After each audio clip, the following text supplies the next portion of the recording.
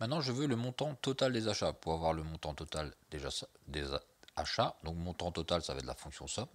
Donc, insertion, fonction. Je prends ma fonction somme. Donc, pourquoi la fonction somme? Parce que je veux le total. Somme, suivant. Et je fais la somme de mes achats, que j'ai dû nommer achat. Déterminer le montant total des achats fait par les étudiants d'Axe venant de la Manche. Donc là, j'ai trois critères. Enfin, j'ai deux critères. J'ai étudiant BTS, je veux les axes, et de le département, je veux la Manche. Donc ça va être la fonction somme science. Insertion, fonction, la fonction somme science.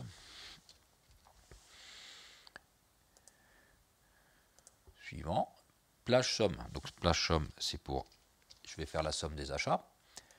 Pour les étudiants de BTS, donc j'ai pris les BTS axes. Et je veux qu'ils viennent de la Manche. Donc DEPS 50.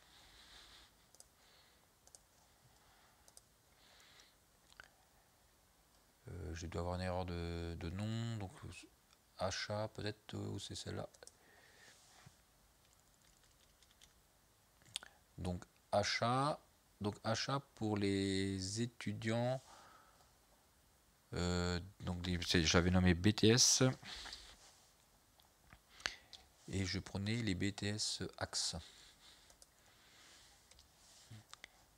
Donc déterminer le montant moyen. Donc montant moyen. Donc là, comme c'est moyen, ça va être la fonction moyenne. Dépensé par les étudiants fréquentant l'épicerie solidaire. Donc il n'y a pas de condition. Donc c'est la fonction moyenne. Insertion, fonction. Je prends la fonction moyenne. Moyenne. Donc suivant, des achats. OK. Déterminer le montant moyen dépensé par les étudiants fréquentant l'épicerie solidaire par type de BTS. Donc je veux avoir le montant moyen pour les DATR, pour les GPN, pour les axes et pour les PA. Donc première façon, en utilisant la fonction moyenne si. Pourquoi moyenne si? Parce que j'ai un critère, le BTS. Donc insertion, fonction, la fonction moyenne si. Suivant, la plage sur laquelle je vais faire mon critère. Donc ça va être la plage BTS. Mon critère, c'est celui-là. Et la plage moyenne, ça va être la plage achat. OK. Et je déroule. Je peux dérouler parce que ici, j'ai 15, je ne l'ai pas fixé et je peux donc le dérouler. Donc apparemment les BTS PA, ah oui, c'est parce que là on avait nommé maintenant PA CFA.